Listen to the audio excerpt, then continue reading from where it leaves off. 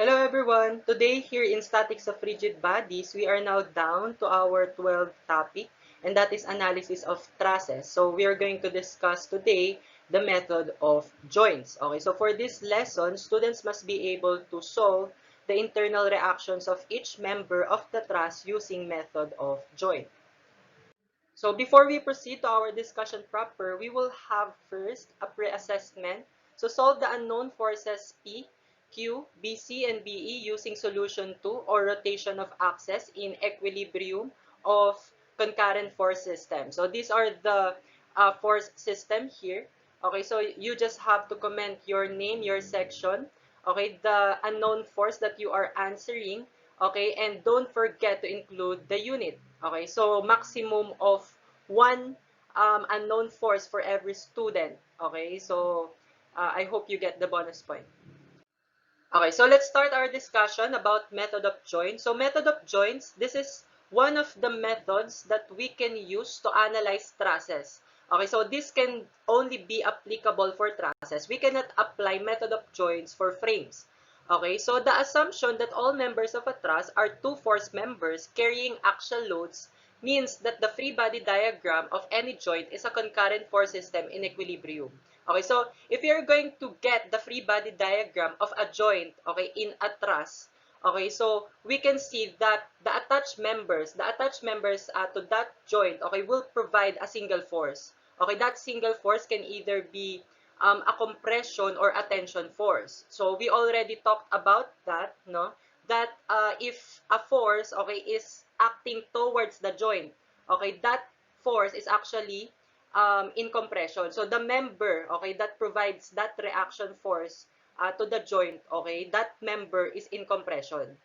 But while if the force is acting away from the joint, that means that the member attached to that joint, okay, is subjected to tension.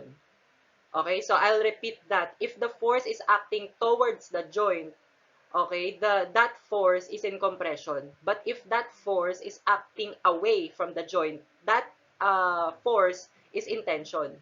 Okay, so after constructing the free body diagram of each joint, no, we can use the concept, okay, that we learned from equilibrium of concurrent force system to solve for the forces, unknown forces, okay, in that joint, in that free body diagram of that joint.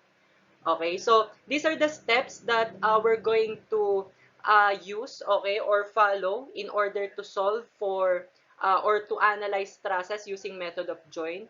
Okay, the first step is you have to choose a pin or joint on which no more than two members act. Okay, so this is where we are going to start our analysis to the joint that only has two members attached to it. Okay, so that's always the starting point, okay, of our solution, okay, in method of joints. Okay, so the reason for that is because since we are going to use the concept of equilibrium of concurrent force system, we know that in equilibrium of concurrent force system, we can only generate two equations. Summation of forces horizontal or summation of forces vertical. So meaning to say, we can only solve for two unknowns. Okay, since we can only generate two equations. So that's the reason why we should start with the joint that only have two members. Okay, but if there's a case that that joint is attached to a support, let's say it is attached to a hinge support or a roller support. So we have to solve first for the reaction at that support. Okay, for we to so that we can start, okay, solving in that joint. Okay, we have to solve first for the reaction in that support. Okay, and after that, the second step, we have to draw the free body diagram of the pin or joint having only two unmarked members, assuming the forces in the unmarked members to be either tension or compression. Solve for the unknown forces. So here in step 2, we are going to assume, okay, we're going to assume the actual force, okay, that acts in the joint. Okay, we will assume whether that force is in tension or in compression. Again, if our assumption is in compression, the force is acting towards the joint. But if our assumption is tension, the force is acting away from the joint. Okay, so we will assume that. Okay, So and after that, we have to solve for those unknown forces using the concept of equilibrium of concurrent force system. For our third step, after determining the forces at a pin or joint, mark the original truss with the double slash symbol. So the reason for this is that you will be able to know, okay, the forces that you already solved. Okay, so that you can see that, no? Okay, and after that, the fourth step, repeat steps 2 and 3 and continue this procedure until you have marked all the members, thereby indicating that the internal forces in all members have been found. Okay, so here in step 4, we are just going to move to the joint, okay, that only have two unknown forces. Okay, so basically, this is the joint that has common member to the first joint that we solved. Okay, since in the first joint we already solved for that member, for the force in that member. So if we go to the next joint, okay, that member, okay, that we already solved from joint A, that is already known. Okay, so from that, no, we can start solving for that joint. Okay, and just repeat what we did in the first joint, no, that we solve. So we just have to use nga the concept of equilibrium of concurrent force system. Okay, so let's start solving. Okay, let's solve sample problem number 1. Determine the forces in the members of the truss shown. So this is the given truss. Okay, so this truss, okay, this is supported by a roller here at A and a hinge here at B. So this truss, okay, carries loads, carry this 100 Newton force and this 100 Newton force here. So we are going to solve, okay, the forces or the internal reactions, okay, at each member, okay, of this truss. Okay, so let's start solving this. Okay, so for this problem, we are going to solve for the forces in all the members. Okay, so we're going to solve for the internal force or internal reaction that act on member AB, member AC, member BC, member BD, and member CD. Okay, so to start solving this, okay, we have to start, okay, solving for the joint that only have two members. Okay, so in this given truss, as we can see, the joints that only have two members attached to them are joints A and joint D. Okay, so if you're going to start either here at joint A or joint D, as we can see, they are both attached to a support. No, here at A, it is attached to a roller support, and here at joint D, no, this is attached to a hinge support.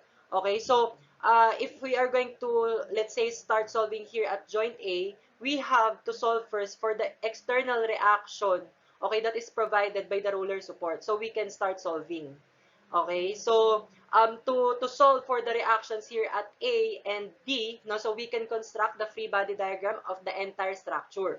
Okay, so as we can see and know that a roller support that will only provide a single reaction force, so that will be RA, and it will be perpendicular to the surface. Okay, and here at hinge at D, no, so it will provide two reactions, that is one horizontal reaction and one vertical reaction. Okay, so from here, we can now start solving these reactions. But as we can see in the given, there is no dimension given here. Okay, so if we are going to take moment to solve for RA or DV, okay, we have to have a dimension here. But since here, as we can see, we know that this span is actually equal to this span, right? So this is in the mid-span, okay? So since they are both 30 degrees here. Okay, so we will assume the dimensions here. So if you're going to assume this as distance D, this will also be distance D. Okay, so we will use this dimension since we know that they are equal. Okay, so this is, if this is D, this will also be D. Okay, so we can now start solving here. Okay, so to solve for DH, no, we can actually solve directly for the horizontal reaction DH. We can just sum up forces horizontal. Okay, so summing up forces horizontal, okay, is equal to 0. So forces directed to the right will be positive. So that will just be the horizontal component of this 100 Newton load. that will be 100 cosine 30 degrees, okay, minus dh, since this is directed to the left. And this will be equal to 0. So we can directly solve for dh, and dh is equal to 100 cosine 30 degrees. That will be 86.603, or 50 times square root of 3. Okay, so now to solve for the for RA, no, so we can sum up moment here at D. Okay, taking moment here at D is equal to 0, so positive rotation will be clockwise. Okay, so this 100 Newton force, okay, this will pass through point D, right? Since this is collinear to this member, okay, so this will just pass through point D, so it will have no moment, okay? And for RA, okay, its moment arm will be D plus D, so that will be RA times 2D, and this is clockwise, no, its rotation about point D, so that will be positive. And then we have here 100 Newton, so its moment about point D will be 100 times D, and its rotation will be counterclockwise, so it will be negative here. So this will be equal to 0, and solving for RA, this will actually become 100 times D over 2D, wherein this D, we can cancel it, right? So the answer here will just be 50, no? That will be 50 Newton. So that will be the reaction at A. Now, to solve for the vertical reaction at D, so we can just sum up forces vertical here is equal to 0. Okay, so positive 4 upward forces. Okay, so that will just be RA minus 100 sine 30 degrees plus dV is equal to 0. So since we already have the value of RA, which is 50, we can solve directly for dV. So dV will just be, okay, let's input this in our calculator. Negative 50 plus 100. We transpose them, ha? Okay, plus 100 sine 30. So that will be 100 Newton. So this will now be the reaction forces, okay, that are provided by the support, no? By the external supports. Okay, so we can now start solving either at joint A or joint D. Okay, so let's start solving, or let's start solving this truss using method of joints. Okay, so we are going to start solving here at joint A. Okay, so we have to construct first the free body diagram of joint A. Okay, so as we can see here at joint A, so there is an external force here. So this is 50 Newton. We already solved this. And there are two members attached to joint A. Okay, so that is member AB and member AC. Okay, so we are going to assume, okay, that the force, okay, that act on these members, no? Okay, so we will assume them either compression or tension. So again, if the force is acting toward the joint, that will be in compression. But if the force is acting away from the joint, that is tension. Okay, so we will assume that, no? So our assumption can be based on our analysis here. So for the free body diagram at A, no, we know that there is a upward force here that is 50 Newton. Okay, so take note that this free body diagram, okay, it should be in equilibrium. Okay, so we are going to apply equilibrium of concurrent force system here. Okay, since this force system is concurrent, right? Because all the forces here meets at point A or joint A. Okay, so here, to keep this system in equilibrium, we already have here a vertical force, and this is upward. So if this is upward, okay, the force or the vertical force here, okay, it should be downward. So the only force here that have a vertical component is member AB. So this member AB, it should be downward, okay, to keep this system in equilibrium since 50 Newton is upward. So we can assume that AB is actually in compression, okay, since it should be downward. Okay, so if this is downward and this is actually directed to the left, okay, so the horizontal reaction here, okay, the horizontal force, okay, for AC, it should be to the right. So our assumption for AC is actually tension. Okay, so AB is compression since it is acting toward the joint, and AC will be in tension since it is acting away from the joint. So this will be our assumption. So we are going to apply equilibrium of concurrent force system here. Okay, so we can generate two equations and there are two unknowns, so we can solve for AB and AC. Okay, so for summation of forces vertical, we can directly solve for AB.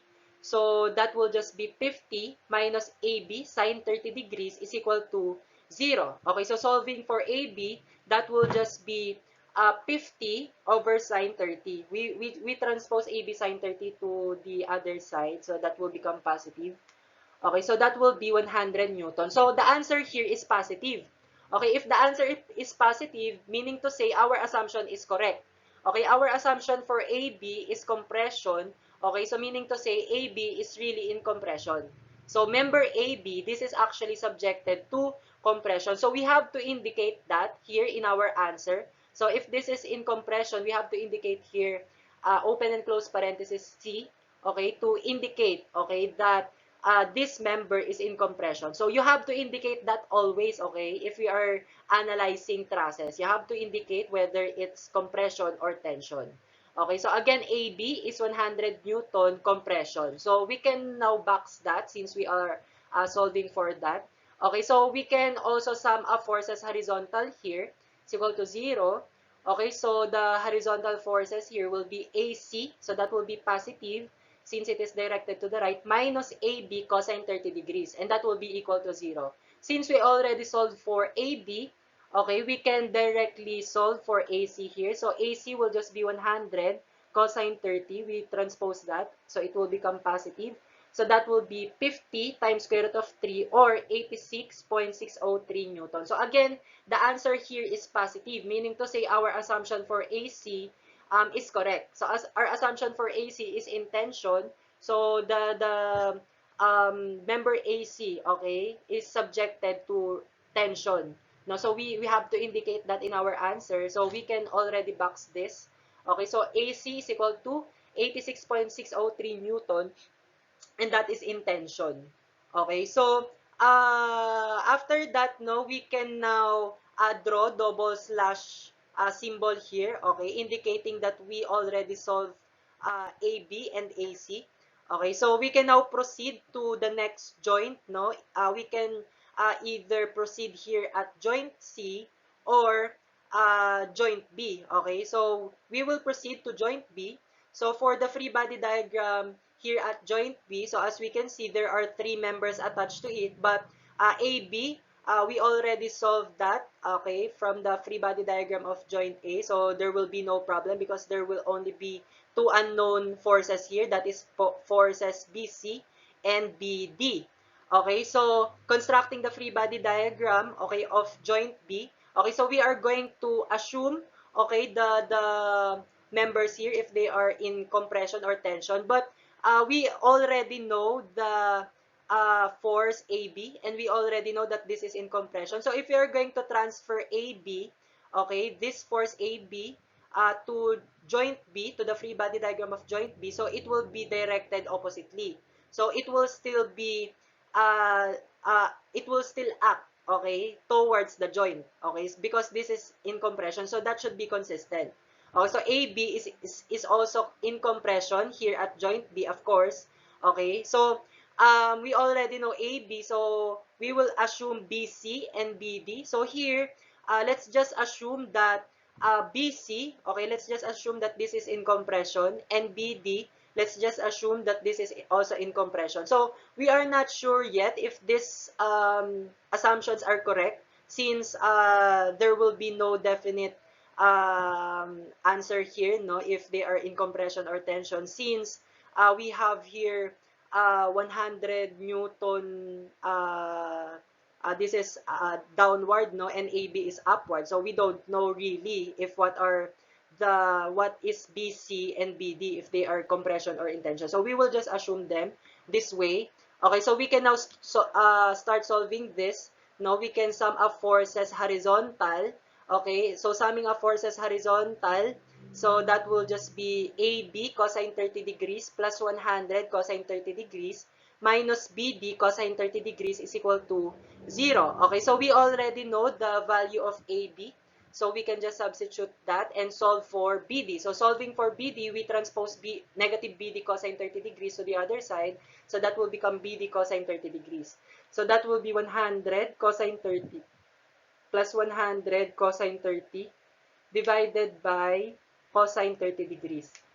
Okay, so that will be 200 Newton. And the answer here is positive, meaning to say our assumption for BD is correct. So this is really in compression.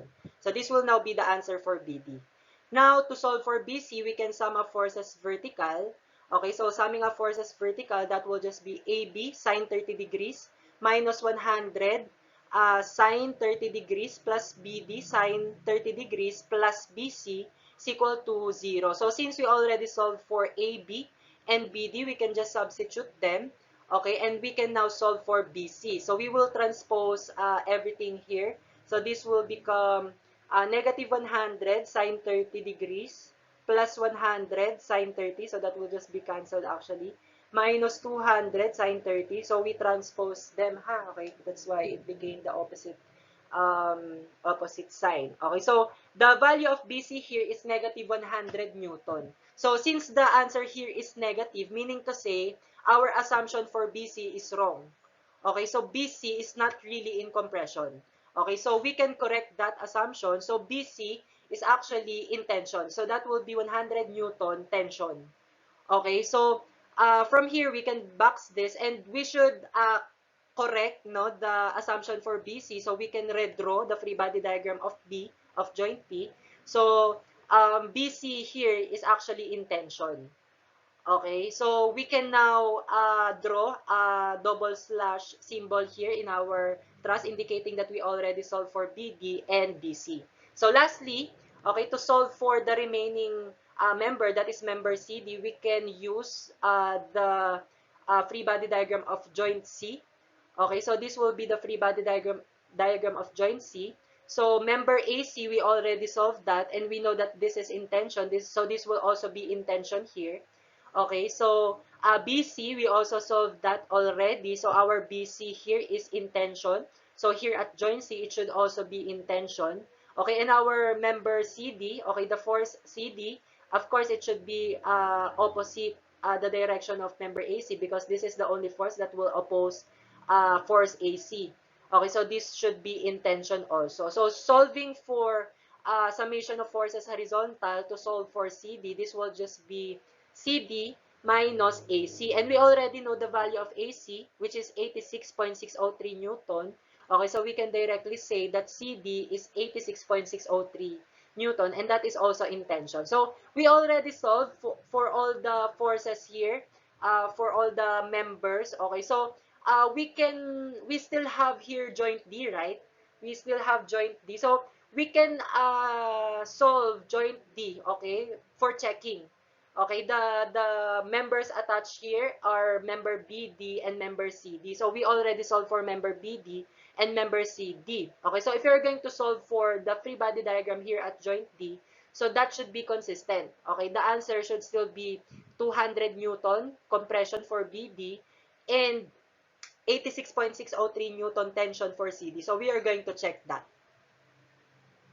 Okay, so for summation of forces vertical, no, by the way, okay, here at joint C, okay, so we can also use this for checking because we already solved for BC, right? And that is 100 Newton tension. So solving for forces vertical here, so that will just be BC minus 100, and BC is equal to 100 Newton, and that is also in tension. So this is just for checking, okay, if this gives you the same answer as this, so meaning to say our answer for BC is correct, no? Okay, so we can now solve the free body diagram of joint D to check if the force BD, okay, and force CD that we solve are correct. Okay, so constructing the free body diagram of joint D, so this will be 86.603 Newton, 100 Newton. And for BD, we already know that this is in compression, okay, from our previous computation. And CD, that is actually in tension. Okay, so solving for forces horizontal, okay, so solving for forces horizontal, that will be BD cosine 30 degrees minus CD minus 86.603 is equal to 0. So the values that we solved for BD and CD previously, okay, we just substitute them. So that will be 200 cosine 30 degrees minus 86.603. That will be CD minus 86.603 is equal to 0. So this 200 cosine 30 degrees minus 86.603 minus 86.603, this should be 0. So solving for this is actually, okay, 200 cosine 30 minus 86.603 minus 86.603. Okay, so that is actually, ano, no, approaching to 0. So, if that's the case, no, so, meaning to say, no, that our BD and CD are correct. Okay, since this satisfy this, no, that this is equal to 0. Okay, so that satisfies that. So we can say that BD and CD are correct. Also, for summation of forces vertical, okay, we can check this also. 100 minus BD sine 30 degrees equal to 0.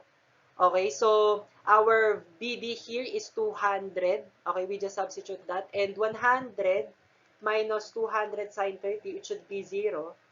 So this is actually 0. So from here, no, we can say that our answer for BD and CD are correct. Okay. Okay, so we will now proceed to sample problem number 2. A pink truss is loaded as shown below. Determine the force in each member of the truss, assuming them to be pin connected. So this truss carries these loads, 100 Newton, 1,000 rather, 1,000 Newton, 1,000 Newton, 2,000 Newton, and 2,000 Newton here. And this truss is supported by roller at A and hinge at G. So we will start now our analysis. Okay, so we are going to solve for the forces in each member. Okay, so all of the members here, okay, we are going to solve them, okay, each. Okay, so to start solving this, no, we have to start with the joint that only have two members. So that is joint A and joint G. Okay, so again, in order for us to start solving either for joint A and joint G, we have to solve first for the external reaction. So we have to solve first for the reaction provided by roller support here at A and hinge support here at G. So we have to construct the free body diagram of the entire structure. Okay, so the free body diagram of the entire structure, so since we know that here at A, there will only be one reaction force, and that is perpendicular to the surface, and there will be two reaction forces here at B since this is a hinge. But the thing here is that there is no horizontal force here, right? There is no horizontal load here in this truss. So meaning to say, we can already say that the horizontal reaction here at G is 0, since there will be no horizontal force that will be supported by this reaction. Okay, so we have here RA and GV, no? So, but since we can see here that the loads applied to this truss, okay, they are symmetric, right? So if there is a 1,000 Newton here at the left, so there is also 1,000 Newton here at the right. So if there is 2,000 Newton force here at the left, there is also 2,000 Newton force here at the right. Okay? And there is a 1,000 Newton force here at the middle. No? So, and since we can see that the truss is, this truss is symmetric also, okay, so from here, no, we can say that the vertical reactions here at A and G, they will just the forces, okay, that are applied, or the loads applied here, will just be divided to two vertical reactions here at A and G. Now, if we sum up the vertical loads here, the downward loads here, so this will be 1,000 plus 1,000 plus 1,000 plus 2,000 plus 2,000. So that will be 7,000. So that vertical force, no, or the vertical load, that vertical load will just be divided by 2 equally. Okay, since this is a symmetric truss and the loading are symmetric. Okay, so 7,000 divided by 2 will just be 3,500 Newton. So the reaction here at A will just be 3,500. And the reaction here at G will also be 3,500. But by the way, you can also solve this using summation of forces vertical or summation of moment either at A or G to solve for this 3,500. So you will see that this will just be the reaction, no? Okay, so we can easily say that these are the reaction here at A and G, no, based on our analysis here. Okay, because of the loads applied, no, that are symmetric. Okay, anyway, so we can now start solving either at point A or joint G. Okay, so we will start our analysis here at joint A. So we have to construct the free body diagram of joint A. So again, there is a 3,500 Newton force here. So we will assume AB. Okay, our assumption here will be in compression since this is the only force that will have a vertical component. So it should be downward. Okay, since the 3,500 Newton force is here is upward, no? So if AB is directed to the left, AC should be directed to the right. So our assumption for AC should be in tension. Okay, AB, our assumption is compression. For AC, our assumption is in tension. Okay, so we can now start solving this using equilibrium of concurrent force system. Okay, so summation of forces vertical. Okay, to solve for AB. Okay, so that will just be 3,500 minus AB sine 30 degrees equal to 0. So solving for AB, that will just be 3,500 divided by sine 30 degrees. Okay, so that will just give us 7,000 Newton. And since the answer is positive, so our assumption here is correct. So this is in compression. Okay, now for summation of forces horizontal, okay, to solve for AC, that will be AC minus AB cosine 30 degrees. And since we already know the value of AB, which is 7,000, so that will just be 6,062.2 Newton. So the answer is positive. So our assumption here is correct that AC is in tension. So you can already box that and you can already draw a double slash symbol here indicating that we already solved for AB and AC. Okay, so we can now proceed to the next joint. We can proceed here at joint B. So we cannot proceed here at joint C, okay, because there are still three unknowns here. Okay, so we have to proceed here at joint B. Okay, so constructing the free body diagram of joint B. Okay, AB, we already know that this is in compression, so it should be in compression here. Okay, we have here 1,000 Newton. And then for BE, okay, we don't know yet if this is in compression or tension, but we will assume that BE is in compression. And BC also, we don't know yet, no, if this is in compression or tension, but we will assume BC as compression. So here, as we can see, if we sum up forces horizontal, okay, there will be two unknowns, BC and BE. Okay, same with summation of forces vertical. Okay, the BE and BC will be unknown. So here, to make the solution easier, we will use solution 2 for solving equilibrium of concurrent force system, and that is rotation of axis. So we will place one of the unknowns, okay, to either the new x-axis or y-axis. So in this case, we put the new x-axis here.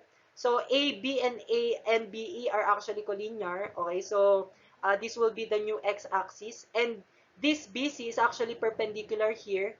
Okay, so BC will be placed in the new y-axis since this is perpendicular to this, no? Okay, so this will be the new y-axis and x-axis. So we will sum up forces according or with respect to this new x and y-axis. So solving for forces vertical with respect to the new y-axis, so that will just be BC. Okay, BC minus 1,000 cosine 30 degrees. Okay, so that will be equal to 0. So, the angle of 1,000 Newton is 30 degrees. Okay, so obviously that is 30 degrees. So, since this is 60 degrees here, so this is 30 degrees. So, if this is 30 degrees, okay, this will also be 30 degrees. Okay, so we can directly solve for BC here. Okay, so solving for BC, that will just be 866.03 Newton. And the answer is positive, so our assumption for BC is correct. That is in compression. So we can already box that. Okay, now for summation of forces horizontal with respect to the new x-axis. Okay, so that will just be AB. Okay, that is directed to the right, and then BE directed to the left. That's why it's negative here. And then 1,000 Newton force, that will, the horizontal component for that will be 1,000 sine 30 degrees. That will be negative since it is directed to the left. Okay, with respect to the new x-axis, ha? So that will be equal to 0. So we already solved for AB. We already know the value of AB, right? That is 7,000. Okay, so we can solve here BE. So solving for BE, that will just be 7,000 minus 1,000 sine 30 degrees. So we transpose BE to the other side. So that will be 6,500 Newton. So the answer here is positive, meaning to say our assumption for BE is correct. So that is really in compression. Okay, so we can already box this, no? So here in our truss, no, we can now draw a double slash symbol for BC and BE, indicating that we already solved them. Okay, so we can now proceed to the next joint. So for our next joint, that is joint C. So we can now proceed to joint C because we already solved for BC and AB. So there will only be two unknowns here. That will be CE and CD. So let's draw the free body diagram of joint C. So this will be the free body diagram of joint C. We already know that AC is in tension. We already know that BC is in compression. Okay, so that should be consistent here. Okay, so we will assume the force in CD and CE, no? So we will assume CD as tension, and CE also we will assume it as compression, tension rather. Okay, so here there will be two unknowns, CE and CD. Okay, so we can now start solving by summing of forces vertical. Okay, so summing of forces vertical, CE will be the only unknown since we already know the value of BC. So that will just be CE sine 60 degrees minus BC sine 60 degrees minus 2,000, and that will be equal to 0. So substituting the value of BC, that is 866.03. Okay, so solving for CE, okay, that will just be 866.03 sine 60 degrees plus 2,000 over sine 60 degrees. So that will give us, okay, again, plus 2,000.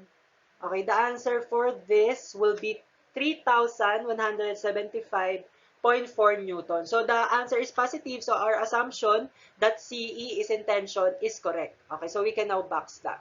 Okay, now here, as we can see here, okay, we can also solve for summation of forces horizontal. So that will just be CD plus CE cosine 60 degrees plus BC cosine 60 degrees minus AC is equal to 0. Okay, so for this, we already know the value of CE and BC, so we can directly solve for CD. So CD will just be, we transpose everything, no? That will be negative 3,000. Okay, let's input that. 3,075.4 cosine 60 minus 866.03 cosine 60 plus 6,062.2.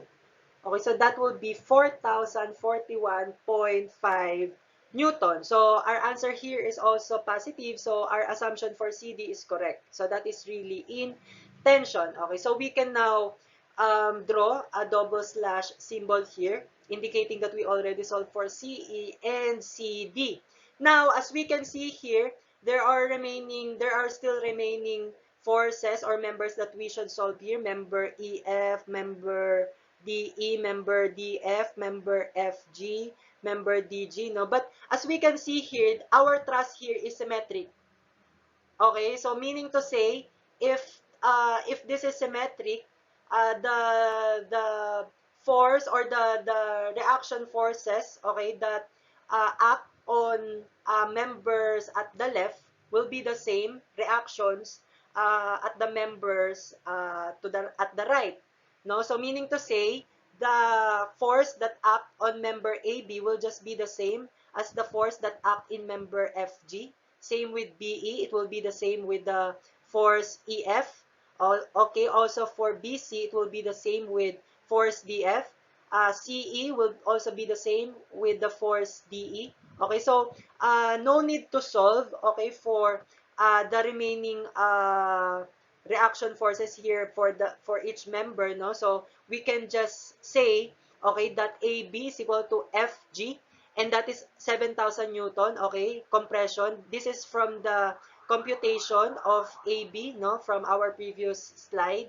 Okay, and also for AC, that is just equal to DG, which is 6,062.4 Newton, and that is in tension. Okay, and for BC, okay, that will just be equal to DF. Okay, so that is 866.03 Newton, and that is in compression. BE is equal to EF. Okay, and that is 6,500 Newton compression. For CE, that is equal to DE, and that is equal to 3,175.4 Newton, and that is in tension.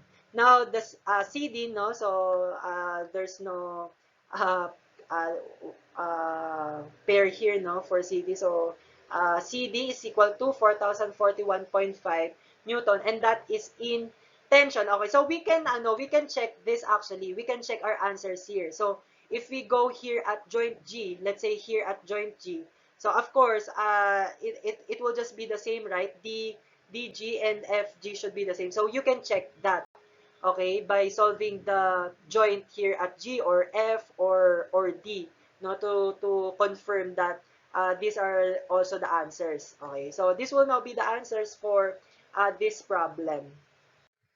Now, let's proceed to sample problem number 3. For sample problem number 3, the cantilever truss in the figure is hinged at D and E.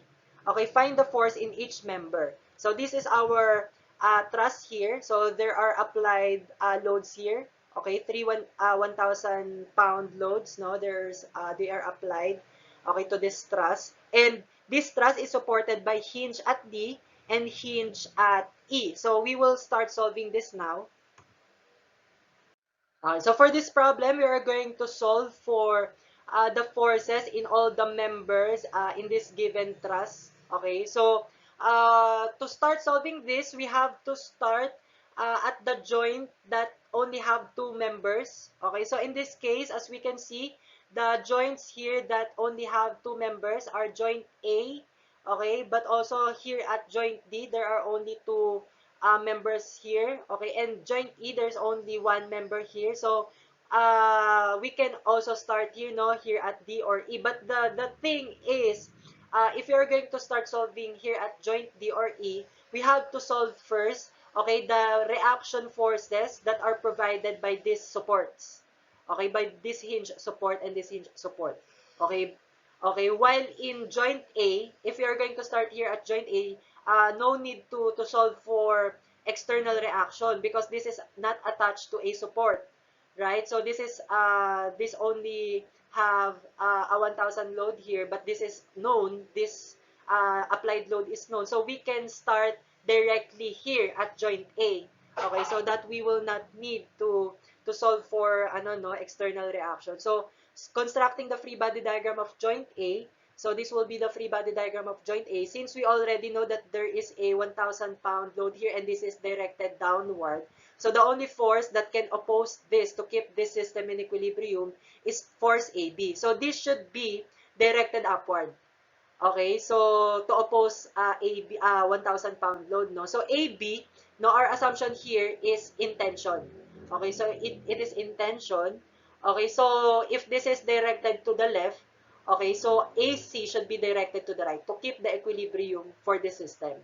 Okay, so we can now start solving, no, by generating two equations. We have two unknowns here. Okay, we can now start summing up forces vertical to solve for AB. So that will just be AB sine 30 degrees minus 1,000, and that will be equal to 0. So we can directly solve for AB. That will just be 1,000 over sine 30, which is 2,000 Newton. So that is pound rather. So that is positive.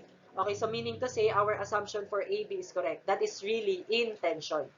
Okay, now for member AC, we can solve that using summation of forces horizontal is equal to 0. So that will just be AC minus AB cosine 30 degrees is equal to 0. So we already solved for AB. So we can now solve for AC. So that will just be um, 1,732.1 pound. Okay, so that is in compression, no, since the answer is positive. So our assumption is correct.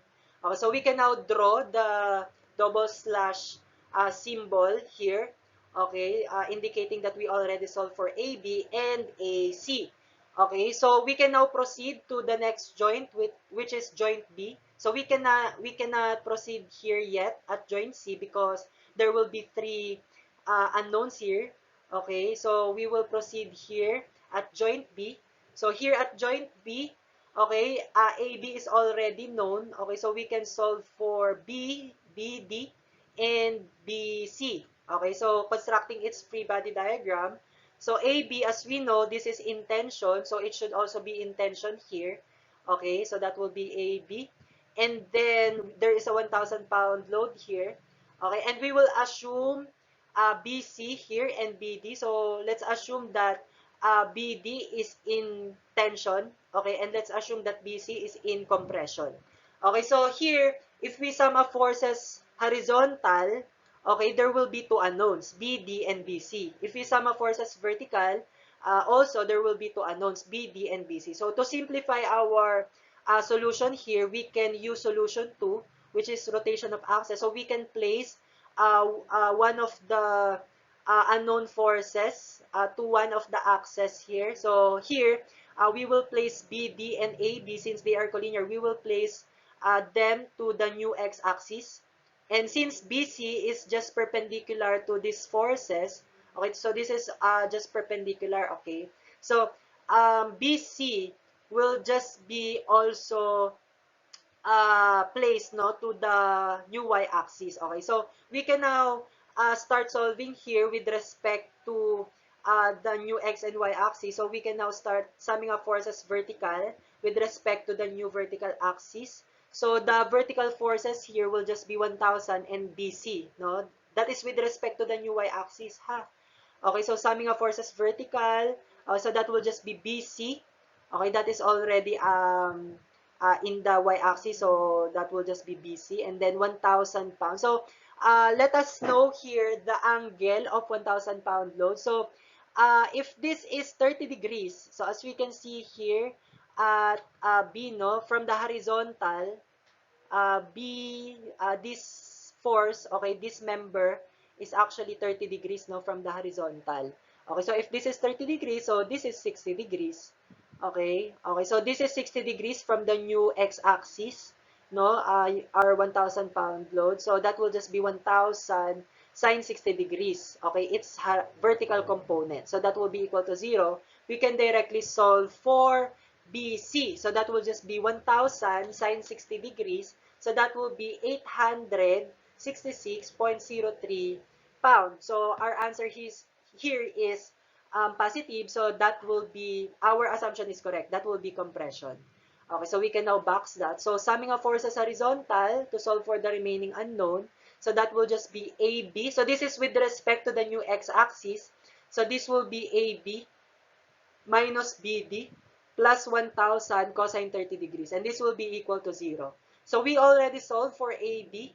So we just substitute that. And solving for BD, so that will just be 2,000 plus 1,000 cosine 30 degrees. So we transpose BD, ha? So negative BD will become positive if we transpose that to the right. So our BD here will be 2,500 pound.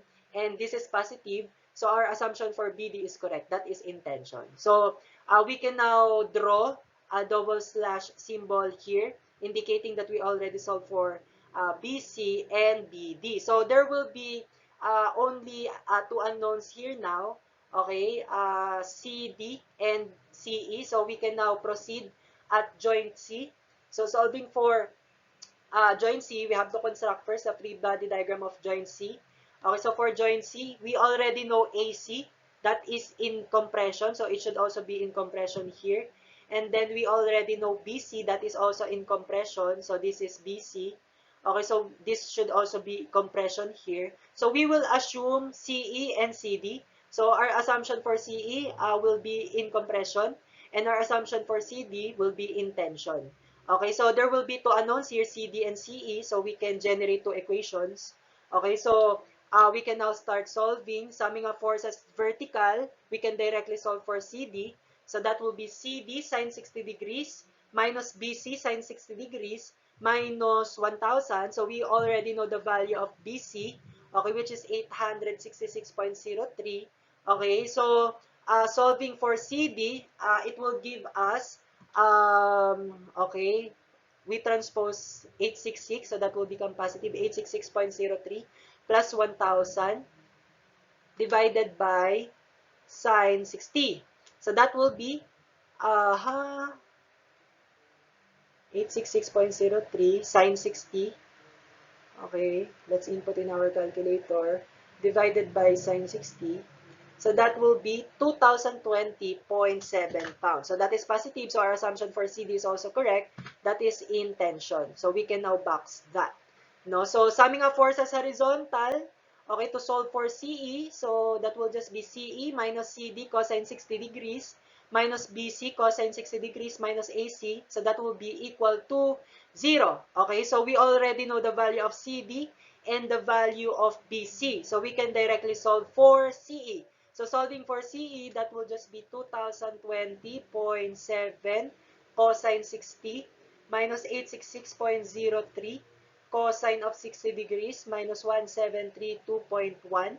Okay, so that will be 1,000 negative 1,000, mali, ulit, 2020, so that is negative, positive.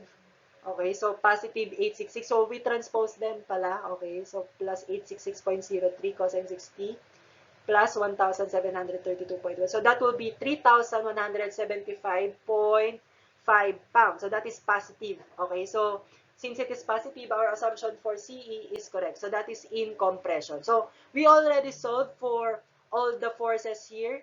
Okay, so we can now draw double slash symbol here for CD and CE, indicating that we already solved them. Okay, so we can actually use, okay, the free body diagram of joint D and joint E to check if our answers are correct. Okay, we already have answers for all the members. Now we already solved them, but we can use joint D and joint E, okay, to know or to check if these answers are correct. Okay, we can now check our answers here by solving for the free body diagram here at joint E and here at joint D. But to start, no, solving for the free body diagram here at joint E and joint D, we have to solve first for the reaction forces that are provided by their supports. Okay, so here at E, this is supported by a hinge. So there will be two reactions here, one horizontal and one vertical. Same here with joint D, no? So this is hinge supported. So there will be two reaction forces also here. That will be DH and DV.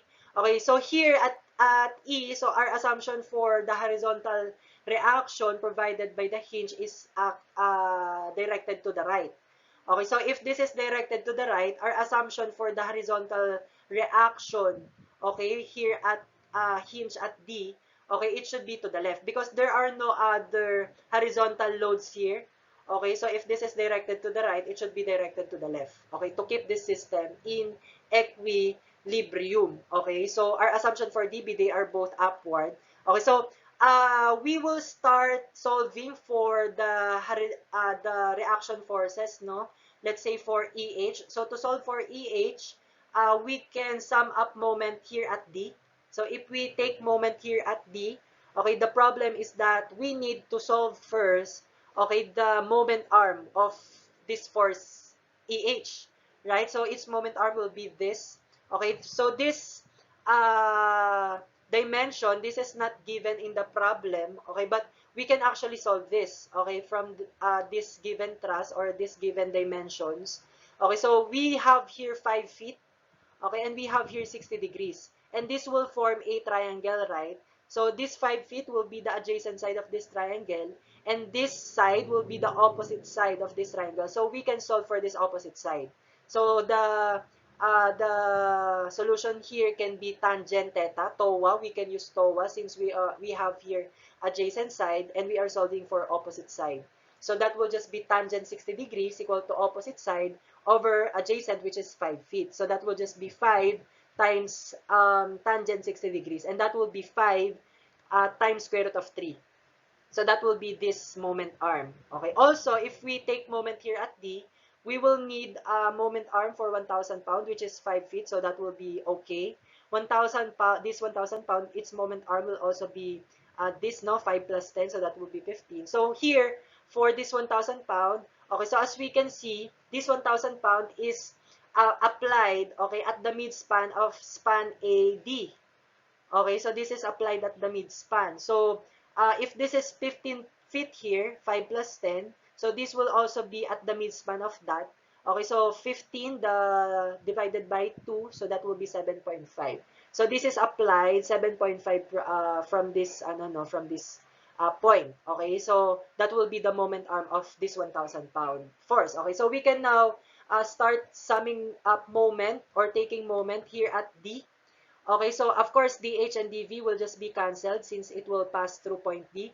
And also EV, it will also pass through point D. So EV will also be cancelled. So the only unknown here will be EH. So let's start summing up moment. So that will just be EH times its moment arm, which is 5 times square root of 3. Okay, and this, its rotation about point D will be counterclockwise. So it will be negative here. And then for this 1,000 pound force, its moment will be 1,000 times 5, and this will be clockwise about point D, so it will be positive. And then 1,000 times 7.5, so it will also be clockwise, so it will be positive also. And for this 1,000 pound force, its moment will be 1,000 times 15, and it is clockwise, so it will also be positive here. So this will be equal to 0, and solving for EH, it will give us 3,175.4 pound. Okay, so that will be EH. Okay, so proceeding now here at the free body diagram of joint E. Okay, so there is only one member here, which is CE. Okay, so we already solved for CE, and that is in compression. Okay, so this should be consistent. Okay, so if we sum up forces horizontal, EH will just be equal to CE. Right? So EH minus CE should be equal to 0. Okay, so the value that we solved for CE is actually 3,175 from our computation. Okay? And also for EH, that is also 3,175.4. So here, we can see here that this is consistent, no, in our computation. No, so we can say that our answer for CE is correct. Okay? Okay, so also for summation of forces vertical, we can see here that EV is actually equal to 0. So because there is no other vertical load here, no, other than EV. So EV will just be equal to 0. Okay, so from here, no, we can now solve for DV, right? So considering the free body diagram of the entire structure, since we know that EV is 0, so the only unknown if we sum up forces vertical will just be DV. So we can solve for DV. So solving for DV, summation of forces vertical, that will just be DV minus 1,000 minus 1,000 minus 1,000 equal to 0. So we can solve for DV, which is 3,000 pound. Also, we can solve for DH. So we can just sum up forces horizontal. So EH will just be, EH minus DH is equal to 0. So EH and DH will just be equal, no? So DH is also 3,175.4 pound. Okay, so here, no, if we construct the free body diagram of joint D, okay, so this will be the free body diagram. We solve for DH and DV. So we can now check, no, if our answer for CD and BD is correct, no, by solving this free body diagram, no. So I'll leave this to you for you to check, no, if our answer for CD and BD are correct. Okay, so let's proceed now to sample problem number 4. In the cantilever truss shown, compute the force in members AB, BE, and DE. Okay, so again, we are going to solve for the forces in member AB. So this is member AB, member BE, so this is member BE, and member DE. So this is member DE. Okay, so we will use method of joints to solve this. Okay, so we will start solving this problem by starting with the joint that only have two members. Okay, so the joint here that only have two members are joint A and actually joint G. But if we start here at joint G and joint H, no, we need to solve first for the reaction forces provided by the hinge support since they are attached to a support, no? So uh, it will be easier if we start solving here at A, no? So the forces that we need to solve here are AB, BE, and BD. So here at A, joint A, we are going to solve for AB since we are asked to solve for AB, no? So constructing the diagram of free body diagram of joint A. Okay, so 1,000 pound load. So this is 90 degrees, no? Perpendicular to this incline. Okay, so AB, okay, we will assume AB. Okay, so since the force here that have since our 1,000 pound load, so this is directed downward. Okay, so this AB, it should be directed upward. Okay, to keep the system in equilibrium. Okay, so our assumption for AB will be tension. Okay, and we will just since these two forces are directed to the right, no, AB and 1,000 pounds. So definitely AC should be directed to the left. Okay, so our assumption for AC is compression. So we can solve for AB here. So we only need to solve for AB here actually. No need to solve for AC because we are just asked to solve for AB, no? So solving for AB, we can just sum up forces vertical here and we can directly solve for AB. Okay, so that will be AB sine 30 degrees minus 1,000 cosine 30 degrees and that will be equal to 0. So solving for AB, that will be 1,732.05 pound and that is in tension, no? So our assumption here is correct. So you can now box that all already and draw a double slash symbol here since we already solved for AB. So we will now proceed to member BE. So member BE is located here. So we have to use joint B, no, the free body diagram of joint B to answer or to solve for member BE, the force here at member BE. But the problem here is that there are three members here at joint B.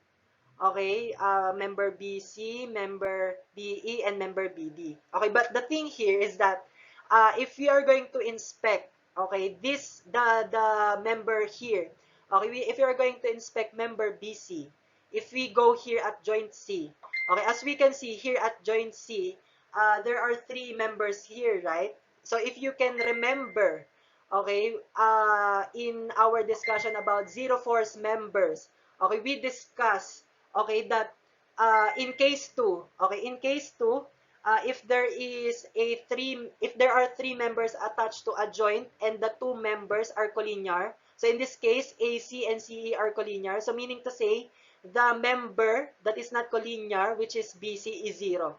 So we can say here that BC, okay, is actually a zero force member. So this is the importance, okay, of our discussion about zero force members. So because there are cases, okay, that let's say for a specific joint, there are three members. Okay, so initially you can say that you cannot solve for that. Okay, since there are three members. But as you inspect the members, okay, we can see here, no, when you see that one member is a zero force member. Okay, so that will just be disregarded in our computation since that is zero force member. Okay, so we can now proceed here at the FBD of joint B. So again, member BC is a zero force member, applying case 2. Okay, in our discussion about zero force member. So this will be the free body diagram of joint B. So member AB will be in tension. So we already solved that. And then member BD, okay, we just assume that it is in tension rather. And then what we need to solve here is member BE. So this is BE. Okay, so for member BE, we will assume that member BE is in compression. Okay, so here again, BC we will disregard since this is a zero force member, so we will not include that in our free body diagram since we already know that that is 0, no? The force there is 0. Okay, so for BE, to solve for BE, okay, if we sum of forces horizontal, there will be two unknown, BD and BE. If you sum of forces vertical, there will be two unknown, BD and BE. So to make our computation easier, we will use solution 2. We will place one of the unknown forces here to one of the new axis, no? So we will use rotation of axis here. So we will place BD. So BD is collinear to AB. So we will place them to the new x-axis. And the new y-axis will be this, no? Of course, it should be perpendicular to the new x-axis. Okay, so we will analyze the angle of BE. Okay, so as we can see, BE, okay, from the horizontal, this is BE. Okay, so from the horizontal, this is 30 degrees. Okay, so from the horizontal, this is 30 degrees. So this is 30 degrees here also from the horizontal, BE. Okay, and we know that BD is also 30 degrees, right, from the horizontal. So this is also 30 degrees. Okay, and we know that this is 90 degrees, right, since this is perpendicular, x and y axis. So this angle will just be also 30 degrees since this is 60 degrees already. So 90 degrees minus 60, so that will be 30. So the angle of BE from the vertical, no, vertical axis, new vertical axis is 30 degrees. Actually, BE is also 60 degrees from the new x-axis, so we can also use that, no? Okay, so here, we can now sum up forces vertical to solve for BE, right? Because BD will not be included since it is in the new x-axis. So solving for forces vertical with respect to the new y-axis, so we can solve for BE, that will just be BE cosine 30 degrees minus 1,000. And 1,000 pound load here is ano ha, is along the new y-axis since it is applied perpendicular to this incline, no? So this will just be collinear here. So this will just be 1,000 pound, no? So solving for BE, that will just be 1,000 divided by cosine 30 degrees. And that is 1,154.7. So that is positive. So our assumption is correct. BE is in compression. So you can now box that and draw a double slash symbol here since we already solved for BE. Okay, so after that, okay, we need also to solve for DE. So for DE, we can solve that either using joint E or joint D. If we start here at joint E, there are actually four CE. Yes, we can solve for CE here, but three unknown forces will be DE, EF, and EH. So we cannot proceed here at E. And also, there is no zero force member here at joint E, right? So there's no zero force member here. Okay, so if you're going to proceed here at joint D, so as we can see, we know the value of BD, so we have to solve for BD pala. Okay, we have to solve for BD. Okay, so for DE, okay, for DE, we don't know that, no? And for DF, so there are three unknowns here. Four, actually. One, two, three, four. But we can solve for BD from joint B, no? But there are three unknowns. But we can inspect this. Now, as we can see here, if we go here at joint F, no, there will be three forces here, or members rather. So we can use case 2 here. Okay, we can use case 2 that if we have three forces or three members attached to a joint and there are no external loads applied or external reaction, so if the two members are collinear, so the member that is not collinear, which is DF, will be 0. So DF, as we can see here, is actually 0. So DF will be 0. Okay, so we can disregard that in our computation. Okay, so we have to solve for DE here. Okay, so here, okay, here, if you are going to solve for uh, summation of forces vertical, okay, there will be two unknowns, no, DE and DG. Okay, so we should also solve for BD also, right? So okay, so if we also solve for summation of forces horizontal, there will also be two unknowns. But here we just need actually DE. Okay, so there will be two unknowns, DE and DG. So we can rotate our axis here. Okay, we can place DG or one of the unknowns, which is DG, to the new x-axis. Okay, so that we can solve directly for DE. So here, the vertical new vertical axis here will be this, no? It should be perpendicular to the new x-axis. Okay, so if you're going to analyze the angle here, okay, so the angle for DE, so this is DE. So as we know, okay, if this is 30 degrees, no, this should be 30 degrees. Okay, our DE, okay, from the new x-axis, since here, okay, this is perpendicular, no, to this incline, and this is incline is 30 degrees. Okay, so if we are going to draw a vertical line here, okay, so the angle here should be 30 degrees as well.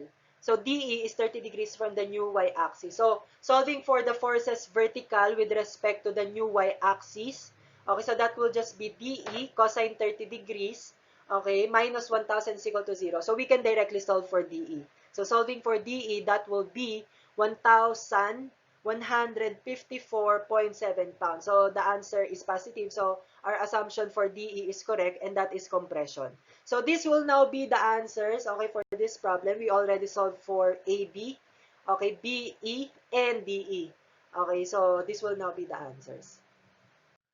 So that conclude our discussion for this topic. I hope that you learn, and I hope that you attain the learning outcomes for this lesson.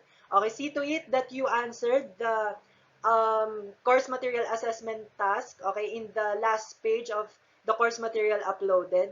Okay, so it will be submitted on our next meeting. Okay, so thank you class for listening, and God bless you. Keep safe. Bye-bye.